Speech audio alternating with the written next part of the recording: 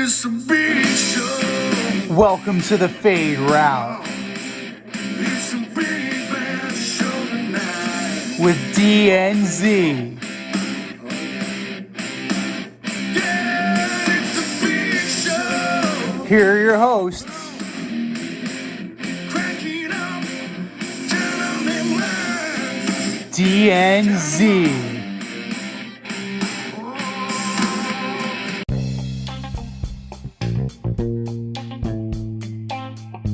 Welcome everybody to this week's episode of the Fade Route with DNZ. I am Z, and we have a huge show for you. A mammoth show, a king-size show. We have college football coaching changes.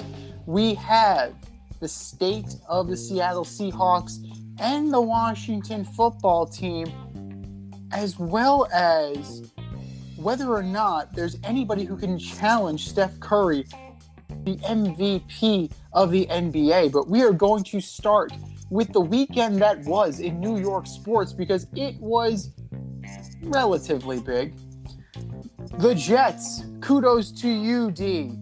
The Jets beat the Texans to move to 3-8 on the season, 21-14. It was a slog to sit through. Zach Wilson did not look like he was ready for prime time, but he got the job done. And there is a little bit of a pin in the Mike Effin White talk, at least for now. The Giants canning Jason Garrett, bringing in Freddie Kitchens. Did they light the scoreboard up? No, they did not.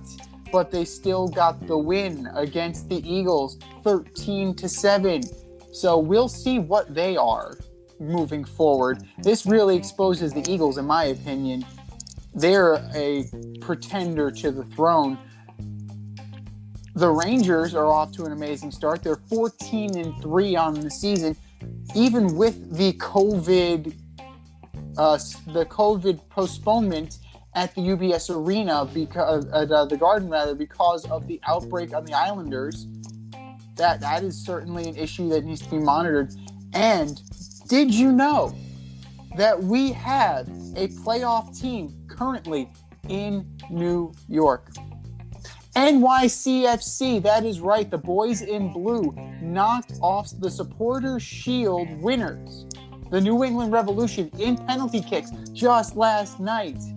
2-2 to penalty kicks, and then 5 straight in for NYCFC. They advanced to the Eastern Conference Final, but they will be without Golden Boot Award winner and top scorer in the MLS, Tati Castellanos.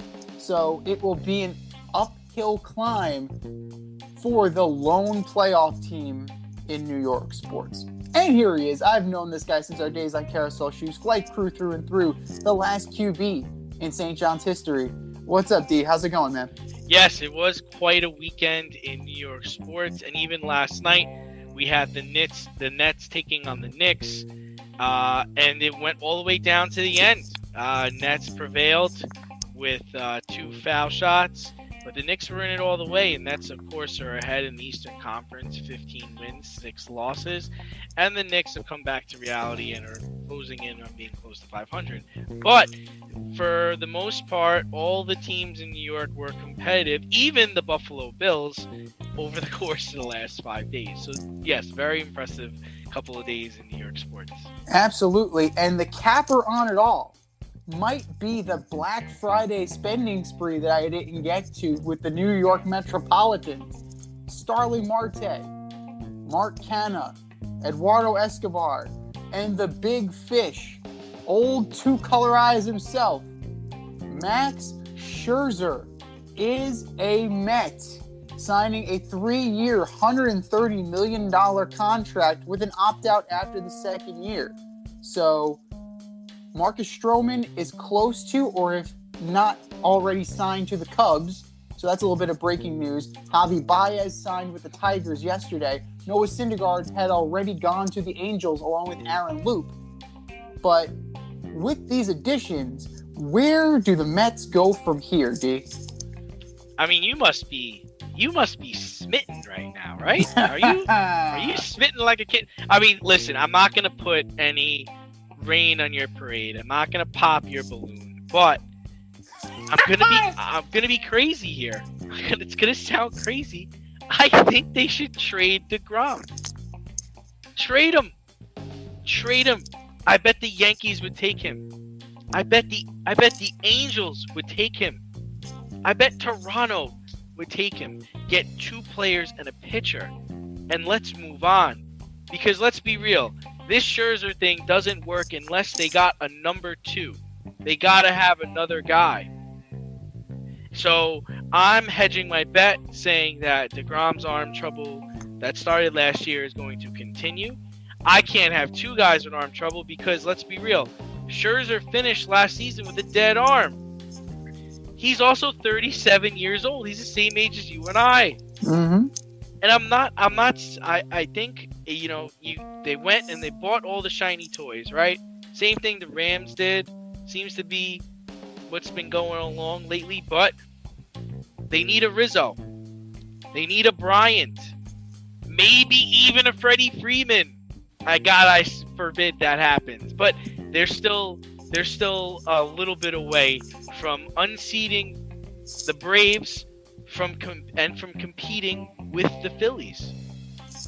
Freddie Freeman's getting fitted for pinstripes as we speak. I hope you He is, realize right? that. He Yeah, is. he is. I mean, and the problem is like, I see both sides of it, right? And from what I gather, he wants a 6-year deal.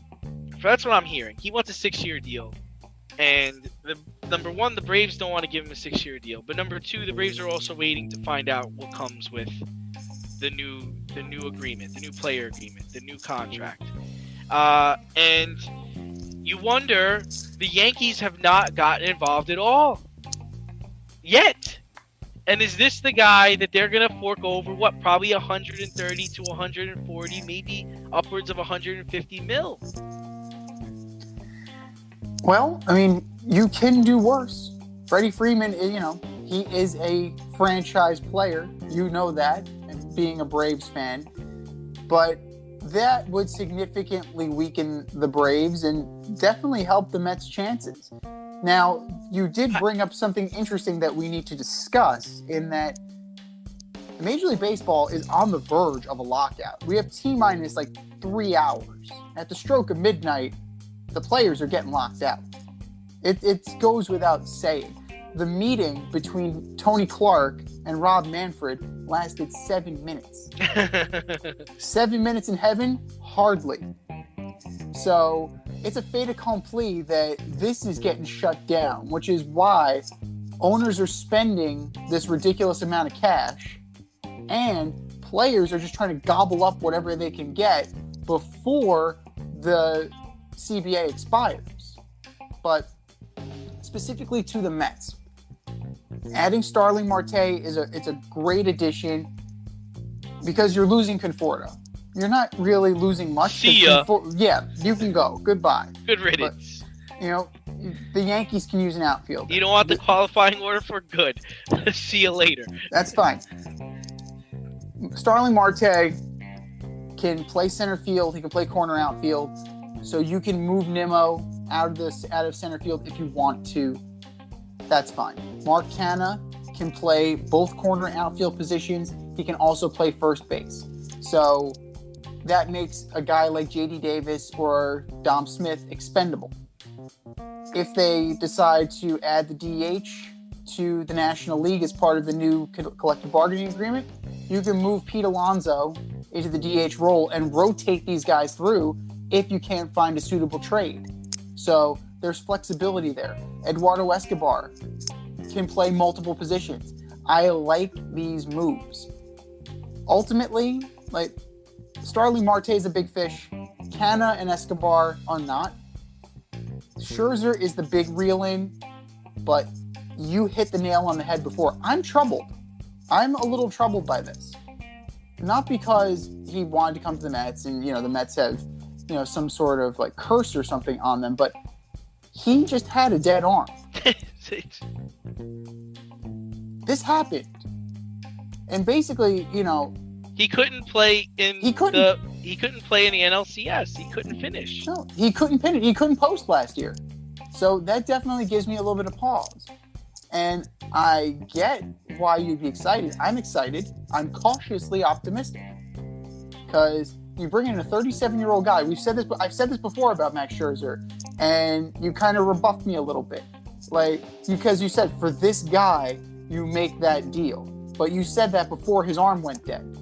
So I am cautiously optimistic, but I'm definitely, I'm a little wary. The appeal of it is having a Scherzer and a DeGrom together. You need it, yeah. You need two. You need a 1-2 punch. You definitely do. But now, as the Mets are seeing, you also need to fill out the back of that rotation. Carlos Carrasco, another year away from surgery.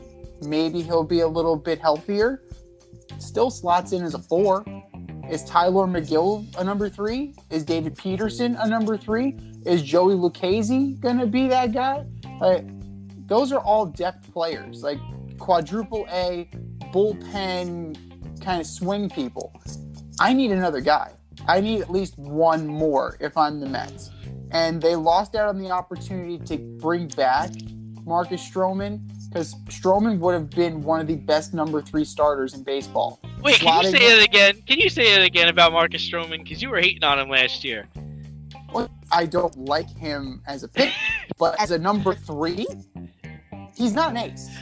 I don't personally care for him, but he could be my number 3. Right. You can be my number 3 anytime. Bullshit. You can be mine. So, all 5'7" of him. Right. He slots in very well in that role. I think he's a fish out of water trying to pitch it like an ace. Taijuan Walker. Is Taijuan Walker a number 3? 3-4, cuspy maybe. You got him for one more year. You have depth available, and we're going to talk about this with the Yankees later. Are you going to go bring in a guy like a Matt Boyd, who was non-tendered by the Tigers? Are you going to go, hunting for Danny Duffy? Are you going to bring in, a Mike Fiers or a Fulte? You're familiar with Mike Fultonevich. Would you want to have a reunion with him? No. So, the starting pitching market, especially now that Kevin Gausman is in Toronto, that would have been the guy that would have been a solid slot in. If you're going to lose Stroman, I love Kevin Gausman, but you're not going to get him. The Mets need more. I'm thinking about Dennis Green. I'm not ready to crown their ass. Ready to crown him. Yeah, and then for me, it's like, I love Freddie, and what he meant to the Braves for the last several years is amazing. But the other part of me says, okay, we won the World Series, and he's 31, 32. We have Acuna coming back. Riley turned out to be a stud. Ozuna, I believe, is coming back. Albies is there. You go, if you lose Freddie Freeman, but then you go get a Chris Bryant, you go get an Anthony Rizzo. Am I happy? No. Can we be a wild card? Yeah. I mean, let's be real. Last year they only won. They got to the playoffs because they really turned it up in August. They were playing like shit up until then. Is your hair thinning or is your hairline receding? Scalp micropigmentation will fill in the areas where your hair is missing by creating a short buzz cut look. Micropigmentation is a non-invasive procedure that will create the illusion of hair follicles for 7 to 10 years. For people with alopecia, this could be a permanent fix. For people with scars on their scalp, this is a great way to camouflage a scar. Don't lose confidence or feel like you need to wear a hat wherever you go. Marquez Studio is located in the Bronx and is open for all your scalp micropigmentation needs. Consultations are free and appointments can be made any day of the week. Get your hairline back with scalp micropigmentation. The techs at Marquez Studio have over 30 years of haircutting experience and can assist you with all of your questions. Call to schedule a consultation today, 646-221-8888. 221-8728. You can also visit them on Instagram at Bronx Marquez to see their gallery and view all their satisfied customers. Again, that is Marquez Studio, located in the Bronx, New York, 646-221-8728. Moving on, another team playing like shit. The Seattle Seahawks. They lose Monday Night Football to the Washington Football Team. Russell Wilson and company not able to get a conversion on a two-point try to send the game into overtime.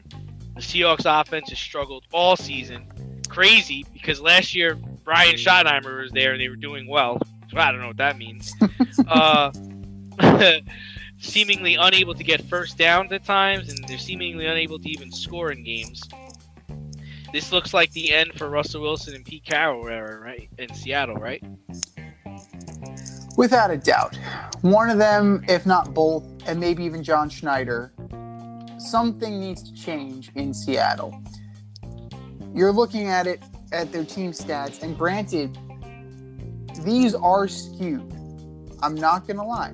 These are skewed because you had how many weeks of Geno Smith, who did a representative job. He did good. He was good. He did representative. He did what a backup should do. They didn't lose those games because of Geno Smith. No, they didn't. I'm not saying they did, but he also didn't. He wasn't giving you a superstar performance. So he was solid, right, but unspectacular. But the other part you got to question is what's wrong with this team, right? They have arguably the best linebacker in football, maybe the second or third, top 3 linebacker in football, right? Mm-hmm. They have 2 extremely good wide receivers, DK Metcalf and Tyler Lockett.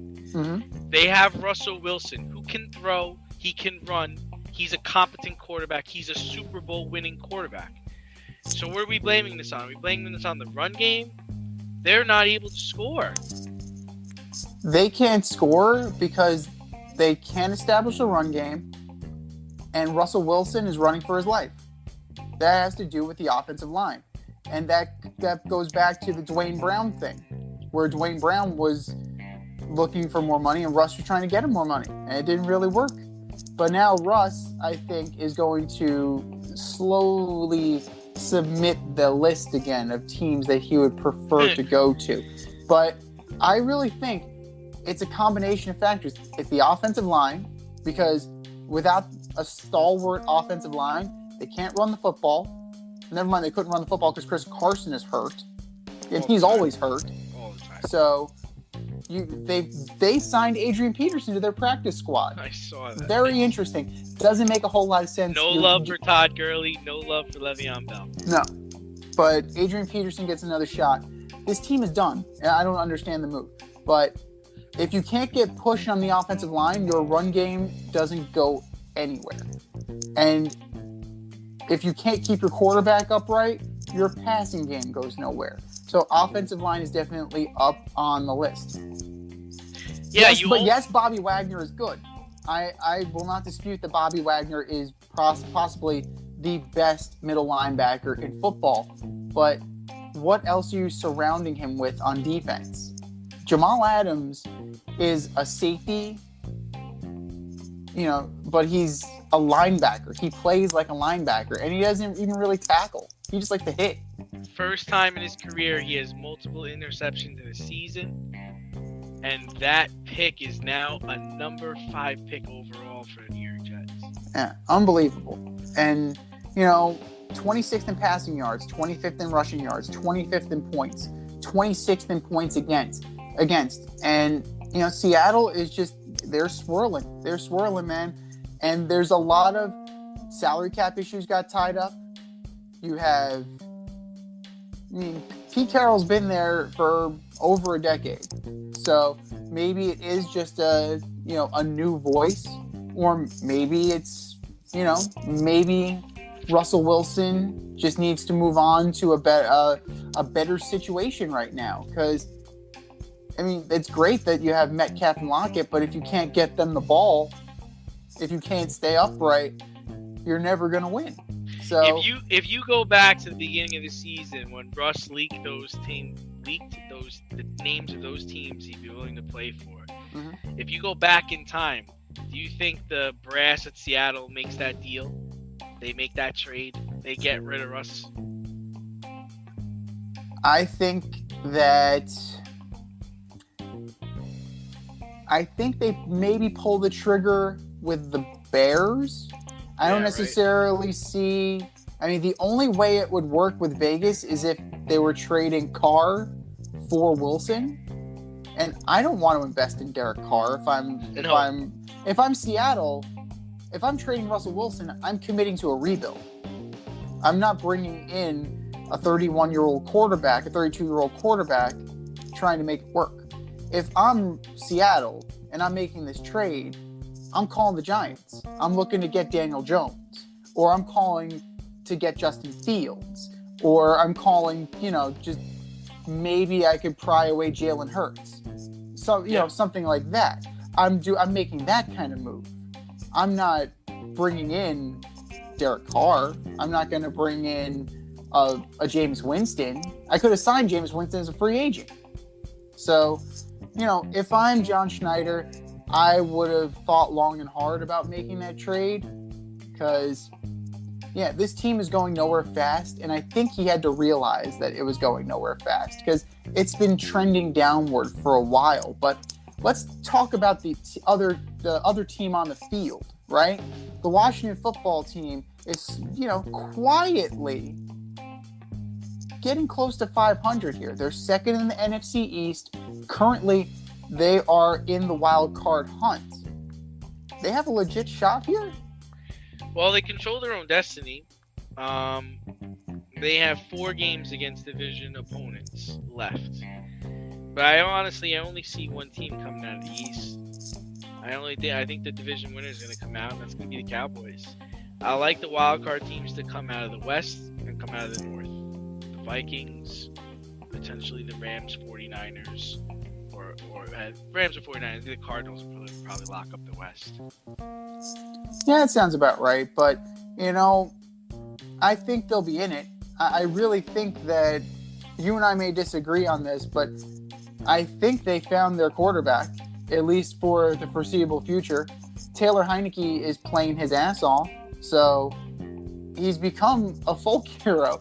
He's become a legit folk hero there. And then you couple that with Gibson and McLaurin, you have a potent enough offense that you can contend. It was the defense that's been letting you down, right? Montez Sweat, Chase Young, both hurt, both couldn't get to the quarterback when they were healthy. So that was kind of a disappointment. They're clawing their way back in. I'm saying there's a shot. I'm not saying there's a certainty because you have Raiders, Cowboys twice, Eagles twice, and you end at the Giants. So realistically, you could go 4-2 in that scenario. You definitely could. I don't see why you couldn't. I don't think Taylor Heineke's the quarterback of the future. I think it's cute what he's doing now. He's 6 feet tall, and you can tell when he throws the ball downfield or he throws those deep outs, the ball's up in the air too long. He needs to put some zip on his passes, and I just don't think he has the ability to do it. But there's going to be a market next year for quarterbacks, right? We just talked about Russell Wilson. He could be a Redskin. Derek Carr could be a Redskin. There's going to be guys out there. They could draft a quarterback. We don't know what's going to happen with Tua down in Miami. So I think it's a short-term fix for them. And Ron Rivera really just focuses on having a quarterback that doesn't turn over the ball. And that's what Taylor Heineke's able to do. But sometimes that can only take you so far. So I mean, an effective game manager can take you. I mean, look at what Jalen Hurts is doing. Look at what Jalen Hurts. I mean, they lost this past weekend, but I mean, he hasn't thrown for more than 200 yards since they played the Raiders earlier in the season. It's basically they run the ball, keep the game close, and they do whatever they have to do to win. Same thing with the Indianapolis Colts. I keep saying I really like their team. I don't think that's a team you really want to face in the playoffs. They run the ball effectively. They almost beat Tampa this past weekend. they did. They were in position to win that game, They gave Tom back the ball with too much time. One day someone's going to figure out that you cannot give this man the ball back with more than a minute left in the game. He goes downfield, he puts them up, right? And then they come all the way down. At the end, they run back the ball all the way to, I think, the 30 or the 25-yard line. You're like, wow, they really have a chance here. And it didn't go through, but they're just a team you're not going to want to face in the playoffs. You don't want to face those teams that can run the ball, play sound defense, and don't turn the football over. No, you don't. Because at the end of the day, they're not going to beat themselves. And you're seeing that with the New England Patriots as well. They don't beat themselves. And the way Taylor Heineke is running this Washington offense, he's not really putting himself in a position to beat himself. Much like Alex Smith, his predecessor. Right? I think that there's something steadying about that. You don't necessarily need to be the flashiest quarterback. You don't need to put up the biggest arm, but you definitely, you need to have some semblance of smarts. And he's shown that he's got some acumen. And that, you know what? The most important thing about this is that he's got the locker room. Right? That I think those guys go and they play for that guy. So there's something to be said about that. Like we were talking about that with Mike White, right? I mean, granted, it was 1 week, but he had the hearts and minds of that team. He did. And that definitely goes a long way in a professional locker room.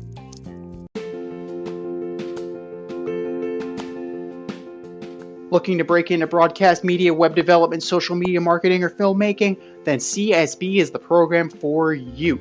From day one, you'll be trained hands-on by industry pros like friend of the show Rob Adams, whose goal is to get you trained and get you working in months, not years. CSB offers 8 and 16-week programs in small class sizes designed to give you the personalized attention you need.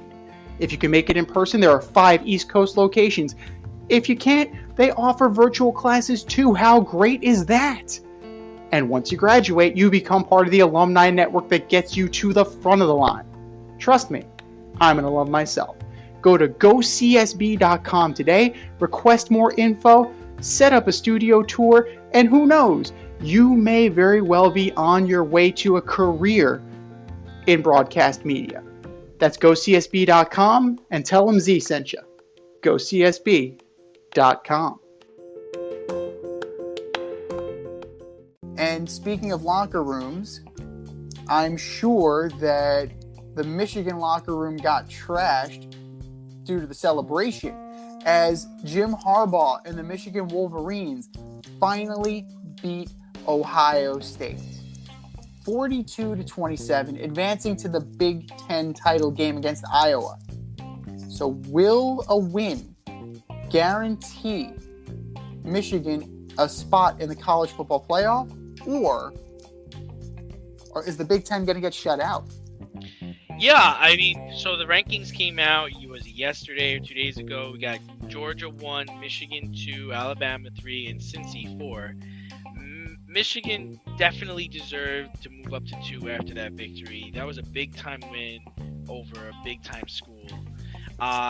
We're going to see what happens because this thing has a possibility of shaking up. Because if Alabama loses to Georgia, I think Alabama's out, and I want Notre Dame in, mainly because Brian Kelly left to go coach for LSU. I want Notre Dame in the 4. If Michigan and Alabama lose, I think Cincy's got to move up, and Oklahoma State's got to get in, and then Notre Dame is in as well. So a Michigan loss would throw this playoff in disarray. And if Georgia loses, I don't think it really means much. I think Georgia would just maybe drop a spot, maybe even just stay number 1 and move Alabama up to 2. But it's definitely an interesting year because we're going to get finally a chance to see other schools in this thing. Like, we're going to have a chance to see Oklahoma State. We're going to have a chance to see Cincy. And really, I would only want to see Notre Dame. I want to see Notre Dame in it just because Brian Kelly's an asshole. Well, Robert Saleh also had a very interesting story about Brian Kelly as well. So we'll get to Mr. Kelly very soon. But kudos to Michigan for finally slaying the giant Have a day, Hassan Haskins. 28 carries, 169 yards, 5 TDs. 5. That's an impressive performance right there. If Michigan wins, if they beat Iowa, you got to think that they're going to be in it. You definitely think that they're going to be one of the higher seeds too, because if you think about it, like we've said before in the past, this is a television show. So you are trying to get eyeballs to the TV. Notre Dame moves the needle. Alabama moves the needle.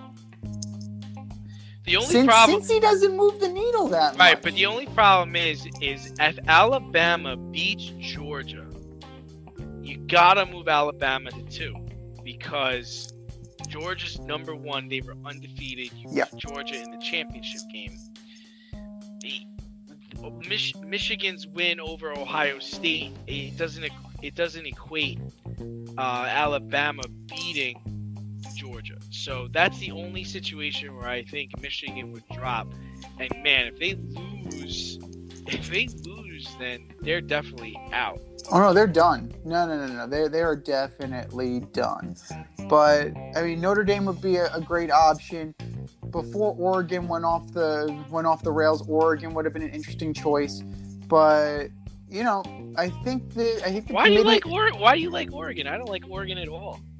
I just like the way they play with Mario Cristobal. I think they do a good job. And they also, if you want to talk about, comparable losses, comparable wins, they were able to knock off Ohio State. So it's one of those things that it was possible, but then they kind of went in the tank. Cincy, they're in position now. The committee needs to put them in. Like, they can't deny Cincy again. They just can't. They will, but they shouldn't. I think Cincy's fine. I think they're okay. I think Ohio State would have a chance to move up. They're a good 2-loss team. I don't see Lane Kiffin and Ole Miss coming up. Baylor, no. Or Michigan State was another good team. They just had that really bad loss to Ohio State. After Mel Tucker, the ink wasn't even dry on the contract. Yeah. You think they wanted to kind of put some white out on that?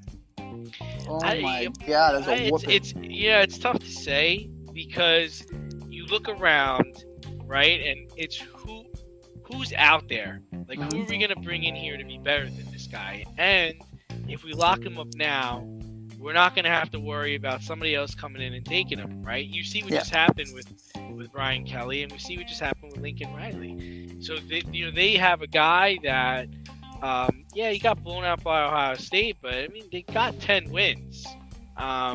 He's definitely doing better the last couple of seasons. Like he seems to keep getting better and better, and they're attracting talent there. So he's doing a decent job recruiting. You just want to be in the mix when it comes down to it, right? It's like you want people to talk about you. Like, we're not talking about LSU this year, right? No. We're not talking about Wisconsin this year, right? Nope. We never talk about the Pac-12, so that doesn't even matter. But that's what you want to be. You want to be in this. You want to be in the conversation. And we're not even talking about Clemson. No, we're not. They're gone. Their reign of terror is over. It's wild. That's the thing that's fun about college football. It's like you have these runs, right? It's like when we were in high school, it was the U, right? Mm-hmm. And then it was Ohio State, the Ohio State University, right? And then and for the last several years, it's been Alabama. But then Clemson came in, right? And then Oregon was in there, like 10 years ago with Chip Kelly and crew. So and then let's not forget USC and Texas with Reggie Bush. Was like, you go on these runs. So when I look at the college football landscape right now, we got Georgia, Michigan, Alabama, Cincy. The last couple of years, it's been all SEC, right? It's just been SEC after SEC team. So I'm hoping that this is the turning of the tide. I'm hoping that with Cincy in here and with maybe even Oklahoma State getting in and Notre Dame, hopefully we're getting a little bit of a changeover. It's great to see Georgia on top there, but the issue with Georgia is the last team they want to really see is Alabama, and that's the team they're going to have to face in the SEC championship game. Well, the one team that they don't have to worry about seeing in the SEC title game is LSU, but they just got their guy. Ed Orgeron is out. Notre Dame's Brian Kelly is in. And Lincoln Riley been denying rumors the entire time about possibly leaving Oklahoma for the NFL or leaving Oklahoma for LSU or any of these coaching vacancies. He took the job in USC. So, which signing is going to have a bigger impact? I don't know. I guess I'm weird. I'm one of the few people that thinks this will have zero impact. I think both will have zero impact. I think it's just going to be a speed bump to just another season next year. I don't think Brian Kelly is better than Les Miles.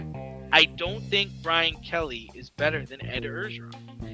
I don't think Lincoln Riley is going to be able to recruit players to play in the Pac-12, especially with Texas and Oklahoma moving to the SEC. I don't see how he's going to get players to come play in Southern California. The other part is last time I checked, neither of these guys has a national championship.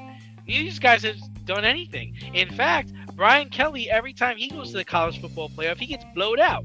Blowed out. So I will say this about Lincoln Riley. I am impressed that he has 3 starting quarterbacks in the NFL. That's pretty impressive. So he does know offense. But when you go to a school like USC, you're going to have to break rules and you're going to have to recruit. And I don't know if he's going to be able to do that. Well, he's already getting some of his players through the transfer portal.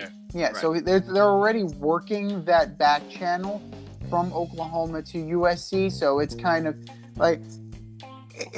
happening already. So I don't know how that is going to impact the Pac-12. It may or may not. But Brian the other problem is with the Pac-12 is where's your competition, right? It's like, okay, well, Oregon's really the top guy, right? Yeah. They're the top. All right, so you beat Oregon. And then what happens if you lose to UCLA? What happens if you lose? Like, Herman Edwards is coaching Arizona State. Mm-hmm. I mean, they're not a team that seems to be making any kind of impact, but it's not going to be easy to go there and win games. No. I mean, you still have Washington State. You still have teams that you can there's still teams that are going to be a struggle for you to beat. UCLA.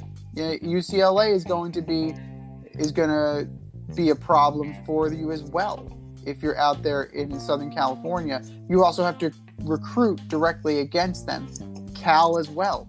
So, it remains to be seen what's going to happen, but Brian Kelly is in for a world of hurt.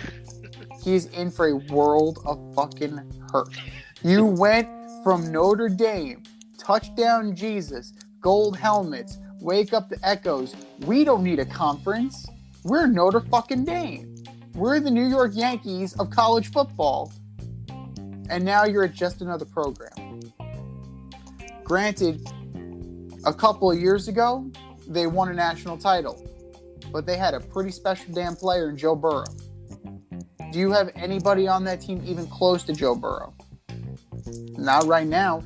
And are you going to be able to recruit a guy as talented as Joe Burrow when you're going up against Texas and Alabama and Georgia? I doubt it. And I felt like his reason was so blasé. It's like, oh, I want to go win a national championship. Okay, so you're gonna go into the division with Georgia and Nick Saban? Right. Like, what are you thinking? Dude, how is that gonna help you win a national championship? Meanwhile, your team is 6 now, and I'm pretty sure that if you stayed there, they would have bumped you to 4 or 5, and you probably would be in the CFP. Listen, it was time for him to go anyway. He was there for 10 plus years. I think he's the all-time wins leader there now, but he didn't win anything while he was there. So good riddance, but you don't say you're going to go to LSU and win. That's not a guarantee at all. at all. And you're a northerner. You're not even from the South. Like, you're going up against southerners, right? And you're going to have to go and recruit southerners. I don't know if you're going to get people to come play for you. No, the way he left was a black guy. The stories coming out about him are a black guy. So this will negatively impact his recruiting. I just don't know how you're not gonna, let's be real, you're not gonna get the best athletes, right? No way. The best athlete's going to Alabama. The second best athlete's going to Georgia. And the third best athlete might go to Texas or Oklahoma. I don't know how you're going to get people to go play for LSU. Like, Ed Orgeron was that guy, right?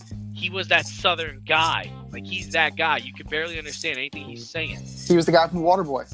Right. Yeah. And then Les Miles, I mean, let's be real. Les Miles was there for a while. Like, it took him time to get that program where it was. And even him, he took his lumps. So so we'll see what happens there. Avoid messy accidents. Get better stopping power with your brake pads. Callahan brake pads. You never know when you'll be driving in the road and there will be a truck tire that you need to avoid and save your family. Callahan Auto. We really care about what's under your hood. The Baseball Hall of Fame finalists were announced, and on the ballot, you have guys like Barry Bonds and Roger Clemens in their last season. You have guys like Curt Schilling and Sammy Sosa. You also have David Ortiz on for the first time.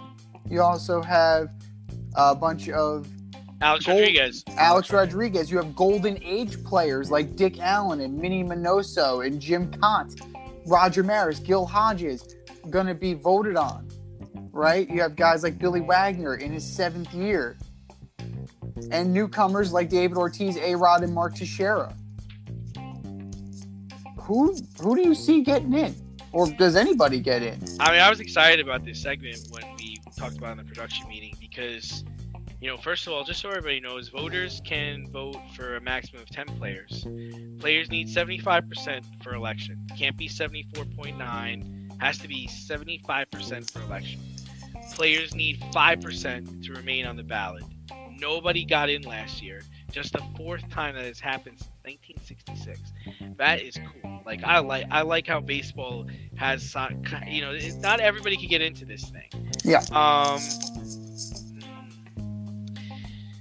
Here's my whole thing. You can't let the cheaters in, because if you let the cheaters in, then you got to let all the cheaters in. Right. So you're gonna let in Roger Clemens. You're gonna let in Sammy Sosa. Okay, well then Mark McGwire is getting in. The Black Sox are getting in. Pete Rose is getting in. Everybody's getting in. All right. So you're not going down that road. So my answer, to be maybe a little surprised to you, is I don't think anybody should get in. I think Ortiz eventually gets in. David Ortiz eventually gets in because of how well he got along with the media, what he meant to the city of Boston, and he helped break the curse. I honestly don't think the other guys deserve to be in. I don't think they're going to get voted in. And then the other thing is this will eventually go on for players will get to vote, and at that point, then maybe they'll be okay. But for now, I'm not in for it, man. Of those guys, of the question mark guys, Schilling definitely no. Bonds definitely no. Clemens definitely no. A-Rod definitely no. Andy Pettitte doesn't have a shot. No offense to Andy Pettitte, we love you. Manny Ramirez, if Manny Ramirez didn't get popped, he would have been a surefire. I would have voted for Manny Ramirez, one of the best pure hitters I've ever seen. He couldn't do much of anything else, but man, he could fucking hit. And Poppy was named in the Mitchell report. That's the one thing.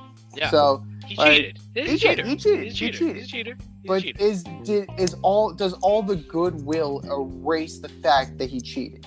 I I personally don't think so, but we're getting into. I know you shot down Kurt Schilling, but he was the one guy last year that almost got in. He had 71.8% of the vote. It's not 75, but that's damn close. And he's also the guy that's been shooting this thing down, saying, I don't want to be in anymore. Like, F you guys. So that's really interesting that he has been very outspoken against the Hall of Fame, very outspoken against the media, very political guy, and he got almost 72% last year. I think that number is going to go down, though. I really think that he is not doing himself any favors, and I think the old guard of writer will happily oblige him. Yes. So I think it's a pissing contest with Kurt Schilling, and he's going to lose. He's going to lose. The guys on the ballot, I mean, the only one that I would seriously consider moving up is Todd Helton. Like, I thought Todd Helton was a beast, but of the questionable guys, I'm with you. I wouldn't vote for any of them. No. Because then you're opening up Pandora's box.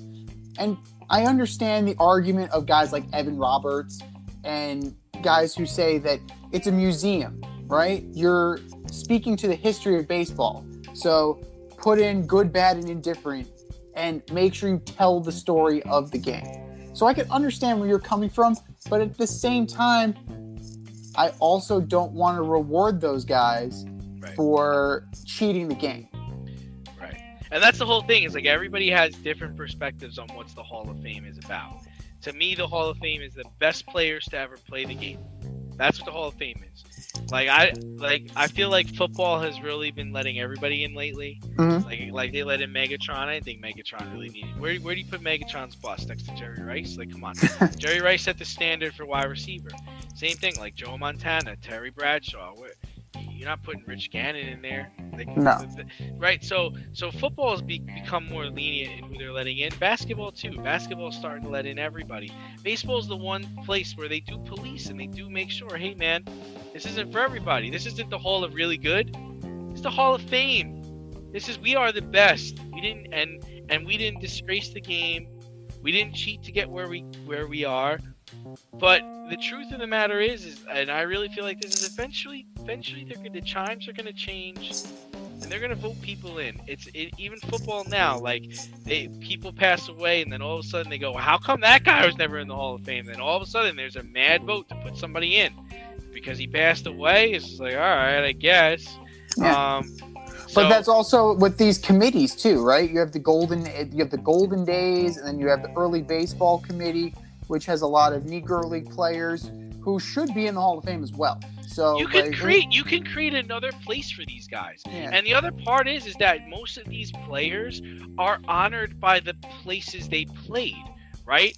So like Yankee Stadium has the monuments, and then the other stadiums have maybe a museum within their stadium, and then there's also like rings of honors, or even there's College Baseball Hall of Fame. There are other places where we can honor this person. It doesn't have to be the Baseball Hall of Fame. They can be honored in other ways, in another building, in another wing, in another place. But to me, the Baseball Hall of Fame is for the best players to ever play the game. I don't want to see A-Rod in there. He's not one of the best players to ever play the game. At one time he was, but you lied. We don't know what the truth is. You made a mistake, and I don't think you should be punished for the rest of your life for making that mistake. But at the same time, we have to figure out what that middle ground is. And at this time, I don't know, because you were one of the best players in the game. Why you felt you needed to do this, take this stuff, and then lie about it is beyond me. Same thing with Barry Bonds. Like, dude, you were the best hitter. You were going to be the best hitter whether you took it or you didn't take it.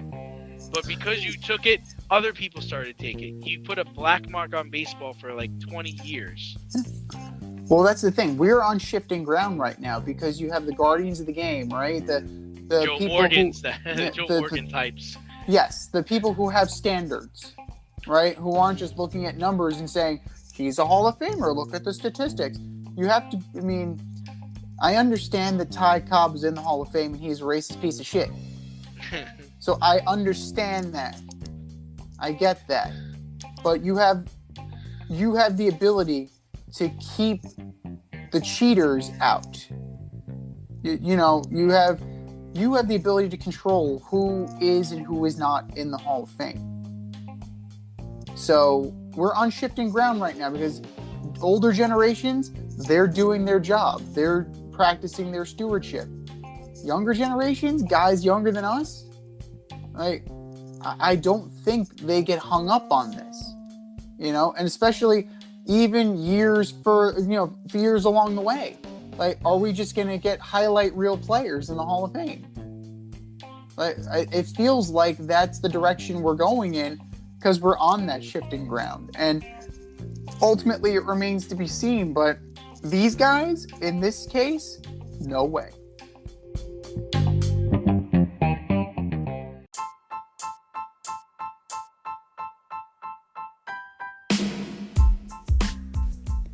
It's time for the mail route on the Fade Route. If you want to get featured, hit us up, faderoutemail@gmail.com, or slide in those DMs at Fade Route Podcast on IG, or drop us a line on our Twitter page at Fade Route DNZ.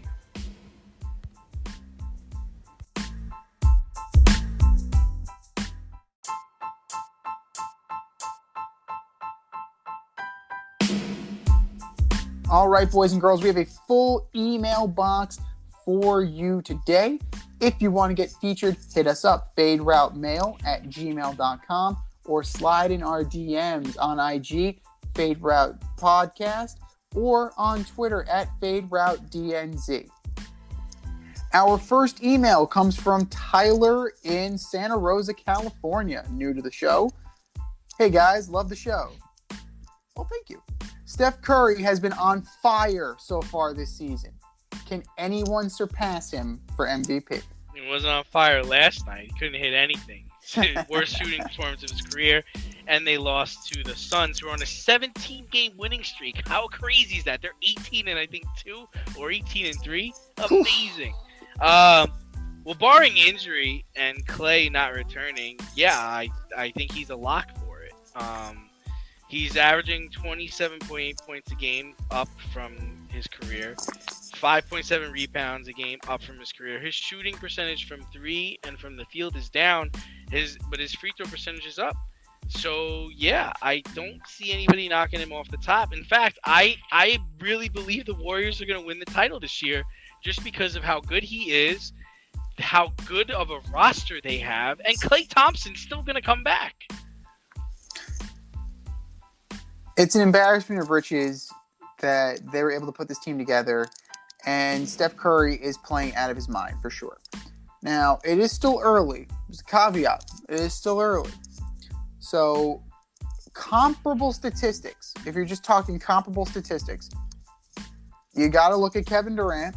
You definitely need to look at him. I'm not saying that, he's going to be there long term, but 28.6 points, 7.5 rebounds, 5.6 assists, 53.9 from the field. So impressive, definitely impressive, and matches up well with what Steph is doing. The team around him has been failing. The Nets are not doing as well as the Warriors, so that's definitely something that you have to take into account, right? How do you define value? You take this guy off the team, and they're the drizzling shits. So Steph Curry is proving that he has added value to the Golden State Warriors. But another guy, are his numbers as gaudy as the other guys? No. But again, I'm gonna stay on this. Chris Paul, 14.5 points, 4 rebounds, 10 assists, 47.6%. He's guiding that team. He's doing what he needs to do. They were able to take that step, and they are having a stellar run right now. Again, it's very early on, but those are two guys that could definitely take the mantle. Absolutely, because things are going to even out. they're not going to be the Warriors are not going to be equatorially hot. The Nets will figure it out. The Suns will even out some as well. The cream will rise to the top, and I think it will be a 3-horse race. Steph Curry is a dynamic player, and I think that he should be the lead horse right now in this race, but it's a long year. It's definitely a long year, and those are two very worthy candidates that could catch him in the end. Email number 2 from Randolph in Brooklyn, friend of the show. What's up, Rand? Hey guys, the Yankees have been shut out of free agency so far. With Seager, Simeon, Verlander, and Scherzer gone, who do you see them signing, and what are they waiting for? The short answer is I don't know. I was surprised they missed out on Scherzer. I was surprised they missed out on Verlander, and I was surprised they missed out on Seager. I thought Seager was the perfect player for them, right? He's a high-end offensive shortstop who bats lefty. I mean, that's huge. I'm worried they're going to go for Freeman, but imagine if the Red Sox got Freddie Freeman. That's pretty crazy too. But I'm actually hearing that the Yankees are trying to get Simmons, the shortstop, and they'll eventually sign Rizzo. I'd be shocked if this was the move the New York Yankees were waiting to make. I think Correa's out after the comments he made about Jeter. You know, maybe they're building up for a big trade, like maybe for Mike Trout or something crazy like that. You got to think he's got something brewing. But one of the things I was interested to read about was 62 players who signed their first pro contract with the Yankees appeared in a game last year. That was tied with St. Louis for the second most. So they have a decent farm. They're bringing up talent, but they're not developing them to play on the major league level and stay there for a long time. So the short answer is, man, I don't know. Well, let's address the needs of the team, right? They need left-handed hitting. Starting center fielder. They need a starting center fielder. Catcher. Catcher. First baseman. Starting pitching. Right. And if they needed 2, right? They needed 2. They got a 1. They needed 2. They need starting pitching. They need 2 through 5. They need 2 through 5. The Yankees have not had a solid starting 5 since 1998, where 1 through 5 would dominate. But they have not had that since 1998. Let's be real here. Sure, they had the highest payroll that year. Well, more than likely, absolutely. But if you look at the guys that are still available, they're not impressive. Like the Yankees lost out on Verlander. They lost out on Wainwright. They lost out on Michael Waka. They lost out on Noah Syndergaard. They lost out on Robbie Ray. They lost out on Gausman. They lost out on Stroman. Syndergaard. Steven Matz. Max Scherzer. These are guys that they need. And Eduardo Rodriguez is going to pitch for the Tigers. He's going to be the ace of the Detroit fucking Tigers. He chose to go there. So, who's left on the market? Martin Perez? Willie Peralta? Big Mike? Michael Pineda? You're going to bring back Michael Pineda? I mean, the only thing that makes sense is that they're gearing up for some kind of trade. Is it Castillo from the Reds? Possibly. I don't know who else is on the market that they would be interested in. Charlie Morton already re-upped with the Braves. Another guy that would have been great. You're just looking for guys to fill out the rotation at this point. Charlie Morton would be perfect for that. Carlos Martinez? Okay, maybe Carlos Martinez. I don't know. The Yankees need so much help.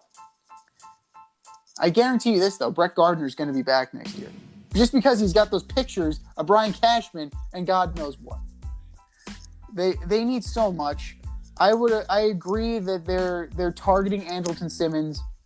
I've also heard them linked to Isaiah Kiner-Falefa from the Rangers, especially now that Seager is there and Simeon is there. He is now available.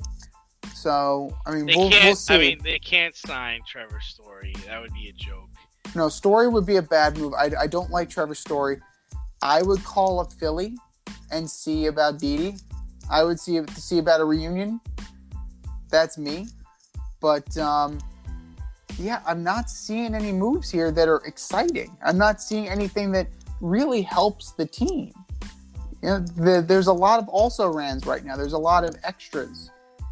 There's a lot of, like, quadruple A and barely hanging on guys left. And there's nothing exciting. So the Yankees better hope that they get something, because you don't want to be the team left out in this game of musical chairs, especially once the clock strikes midnight and there's no season because the players have been locked out.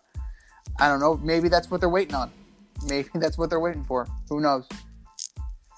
Email number 3 from Pete in South Bend, Indiana. Oh, this should be interesting. With Brian Kelly heading to LSU, do you see Urban Meyer taking the Notre Dame job?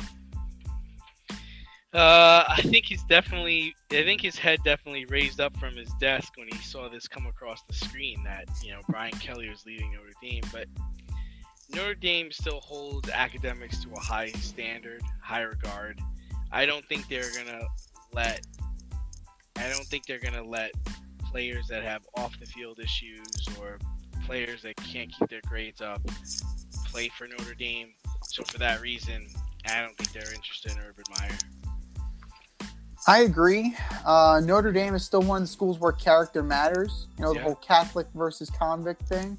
Granted, that was in the 80s, but they still kind of hold tight to that. And Urban Meyer does definitely have a reputation. It looks like Marcus Freeman is going to be the guy, at least on an interim basis, through the bowl season. So that may be where they choose to go because of familiarity with the team, familiarity with the players, and an understanding of the Notre Dame culture. So if that's the way they want to go, that would be a fine way to go. Could they make a run at a guy like a Jim Harbaugh? Maybe, but I don't think Harbaugh would make that move. Could they he's a Michigan guy. He's not going anywhere. Yeah. So, but the thing that helps Harbaugh in this case is that he beat Ohio State. Because if he didn't beat Ohio State, he might have been out on his ass.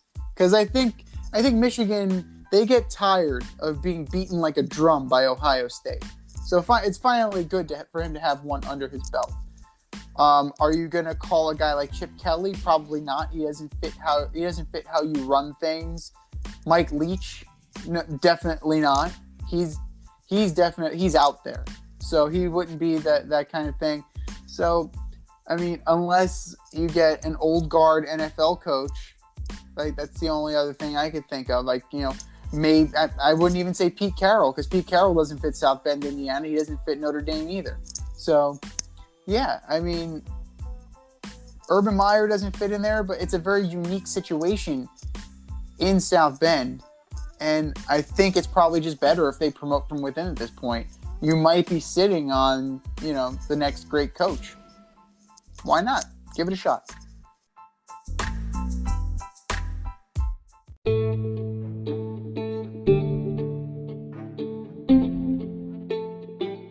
You can find the Fade Route on Facebook now. Check out our Facebook page, The Fade Route with DNZ. It's a one-stop shop for everything we do. Content, link to the Fade store, all of our episodes, you name it, it is there.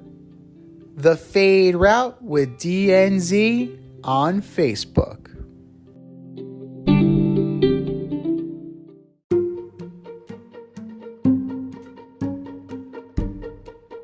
The Fade Store presents the Alleged Superstar of the Week Award.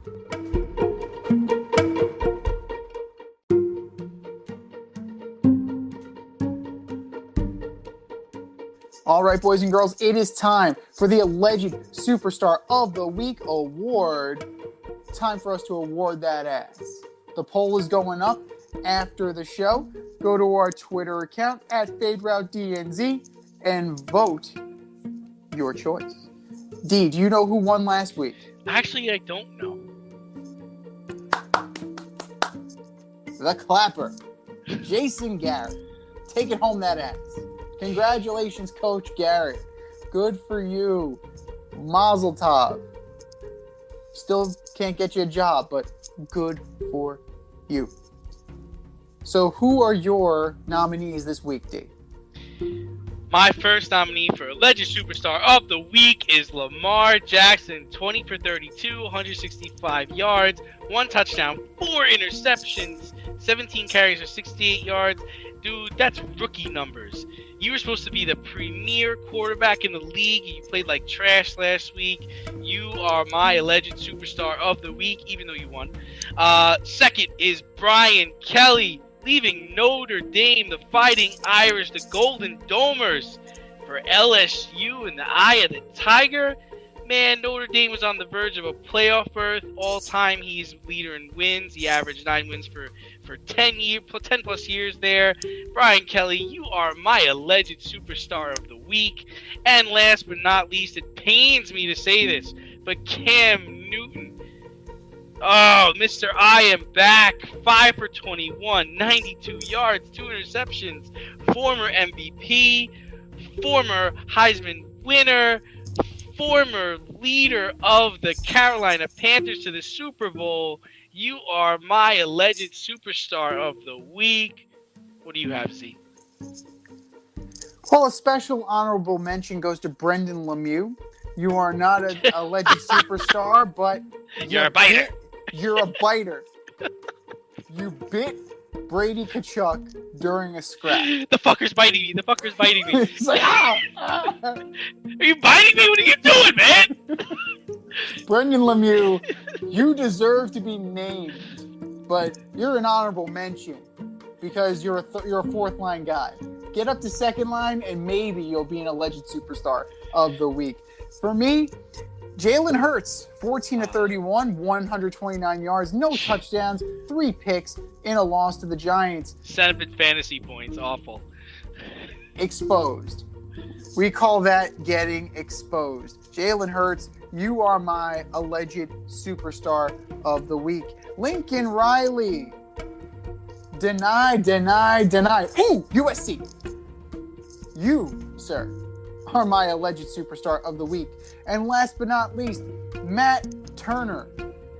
For those of you who are uninitiated, the MLS Goalkeeper of the Year, starting goalkeeper for the U.S. men's national soccer team, giving up 5 straight penalty kick goals to a New York City FC squad without Golden Boot winner Tati Castellanos, and looking like a total chump in the process. How good is America if this guy is the starting goaltender for Team America? You, Matt Turner, are my Alleged Superstar of the Week. Ladies and gentlemen, we have made our case. The poll is going up at the end of the show. And for our nominees,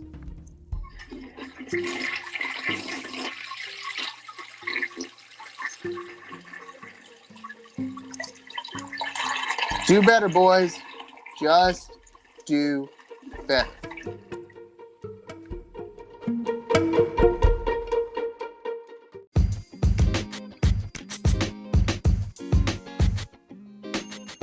Your favorite podcast has its own merch line now. Go to teespring.com, type The Fade Store into the search bar, and have access to our sweatshirts, t-shirts, long sleeve shirts, tank tops, and much more on the way. That's teespring.com. Type in The Fade Store at the search bar and show your boys some love.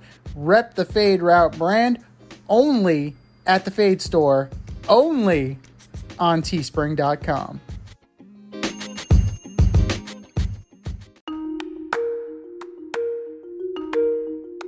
Let's run the option and give you our picks for the week.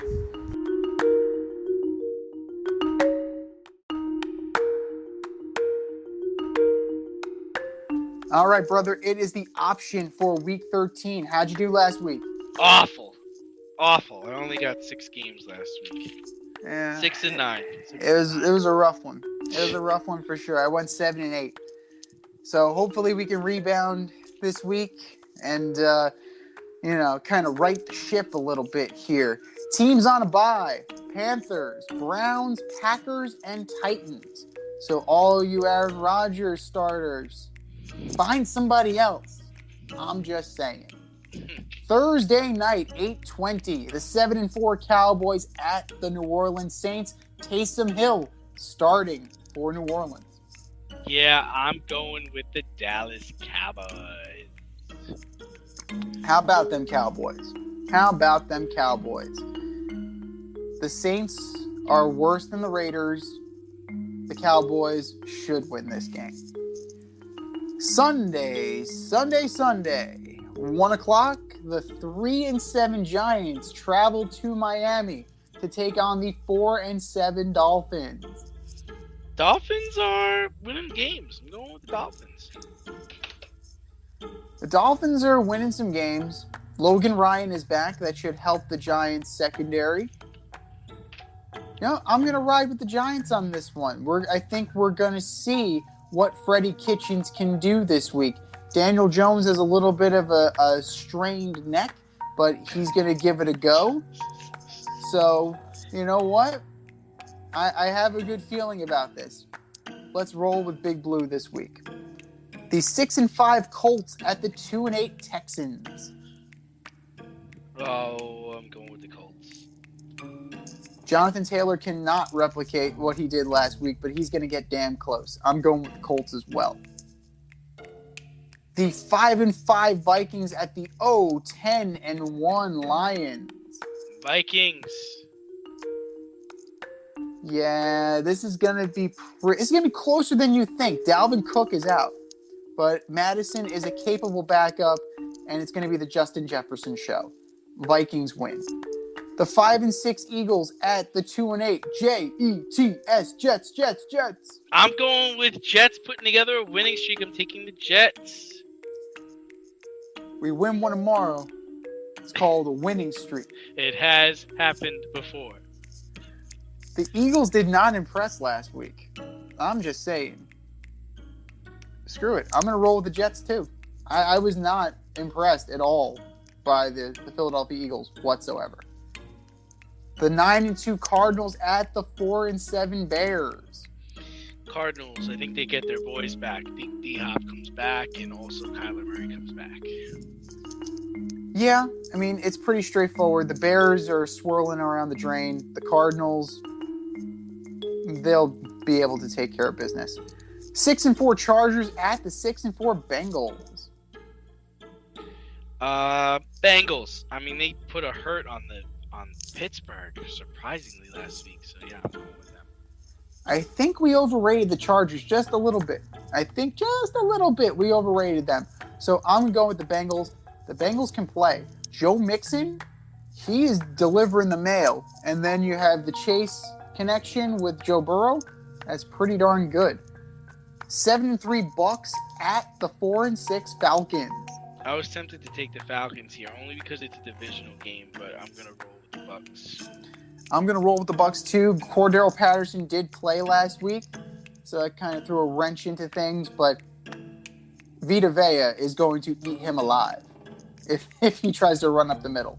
I'm taking the Bucks. The 2-8 Jaguars into the 4-5. Jaguars at Rams. I don't know why I'm doing this, but I'm taking the Jaguars. I know why you're taking the Jaguars. Because Matthew Stafford is playing like Detroit Matthew Stafford, and they are not looking good. They're not looking impressive at all. It's very tempting to take the Jaguars. I admire you going out on the limb. I'm close to going out. I'm not there yet. What a disaster that would be. That would be hilarious. Who's getting fired? You got to figure Raheem Morris. Raheem Morris is probably going to go. If they lose to the Jags, I'm going to roll with the Rams. I just don't. I'm not there yet. I'm getting there, but I'm not there yet. The 4-6 WFT at the 6-5 Raiders. WFT. This is a close one. It's going to be a close one. I'm going to go with the Raiders. I think they just have a little bit more in the tank, and they're going to get the job done. 425, the 7-3 Ravens at the 5-4-1 Steelers. Ravens, especially after what we saw last weekend. Oh boy. Like, hopefully Lamar Jackson doesn't come in with those 4 picks again, and somehow they manage to win. That's winning in spite of somebody right there. So nice work. Good work there, Ravens. I'm going to go with the Ravens too. I just don't like where the Steelers are headed right now. They're not trending in the right direction. 5-5 Niners at the 3-7 Seahawks. Niners. Goes without saying. The Seahawks are circling the drain. The Niners are peaking at the right time. Your Sunday night special. The 5-5 Broncos go into Arrowhead to take on the Chiefs. Yeah, I got flexed to the night game, so I'm going to go with the Chiefs. How about them Chiefs? 7-4. They're righting the ship. They are righting the ship. And the game of the week, right here. You heard it here first. 8:15 Monday night. 7-4 Pats at 7-4 Bills. This one is for the division. This is for the division. This is for the number 1 overall seed in the AFC. I am going with the Bills. Patriots always have a tough time playing up in Buffalo. I am taking the Patriots. I don't like what I'm seeing from the Bills right now. You also lost Tre'Davious White for the season. So if they could get something going, they can exploit that. And you just gotta like the way Coach Belichick has this team going right now. Pats by a touchdown. This has been the Fade Route with D and Z. Thanks for tuning in tonight. Catch our podcast Wednesday nights on Anchor, Spotify, wherever you listen to your podcast. Until next time, stay faded, everyone. We'll talk to you next week.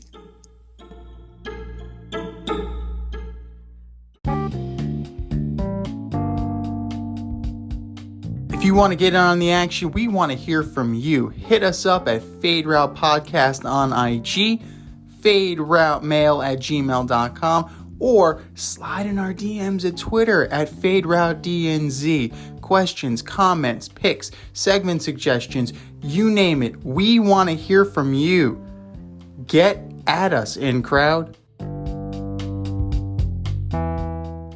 Thanks for listening to this episode of our podcast. If you like what you heard and want to hear more, be sure to like and subscribe on your favorite podcast platform. Rate us 5 stars, leave us a review, turn on subscription notifications, and tell your friends. Spread the word, spread it wide.